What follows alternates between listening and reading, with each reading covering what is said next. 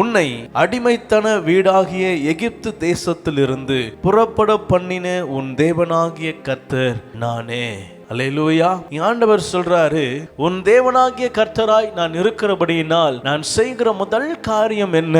உன்னை விடுவிக்கிறவராய் இருக்கிறேன். அநேக அடிமைத்தனத்துக்குள்ளே நாம இருக்கலாம். அநேக காரியங்கள் நம்மை அடிமைத்தனமாய் வைத்திருக்கலாம். ஒருவேளை கடனுக்கு அடிமையா இருக்கலாம், இல்லை ஏதோ ஒரு நோய்க்கு அடிமையா இருக்கலாம். அது நம்ம விட்டு நீங்காம பிடித்து கொண்டுதான் இருக்கலாம்.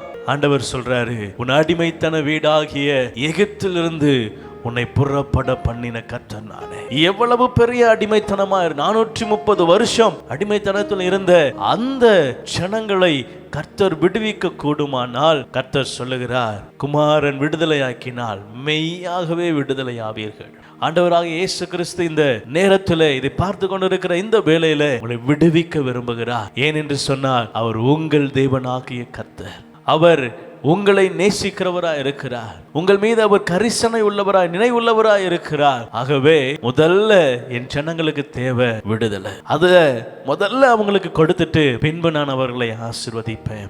இதுவும் ஒரு ஆசீர்வாதத்துல ஒன்றுதான். ஆனா நான் அவருடைய பிள்ளையா இருக்கிறபடியினாலும், அவர் என்னுடைய தகப்பனா இருக்கிறபடியினாலும், நான் முதலாவது என்னிடத்திலிருந்து அகற்ற வேண்டியது உலகத்தின் அடிமைத்தனத்திலிருந்து நான் விடுதலையாக வேண்டும். இந்த உலகத்தின் பாப அசுத்தங்களிலிருந்து நான் விடுதலையாக வேண்டும்.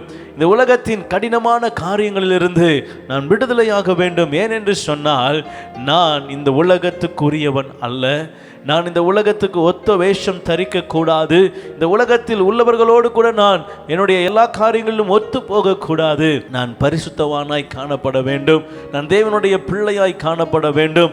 கர்த்தருடைய ஆவியானவர் என்மேல் இருக்கிறார் என்பதை அநேகர் கண்டுகொள்ளும்படியாய் நான் வாழ வேண்டும். இது கர்த்தர் எதிர்பார்க்கிற காரியம். அதற்காக அவர் செய்கிற முதல் காரியம் உம்மை விடுவித்து கொண்டு வருகிறார்.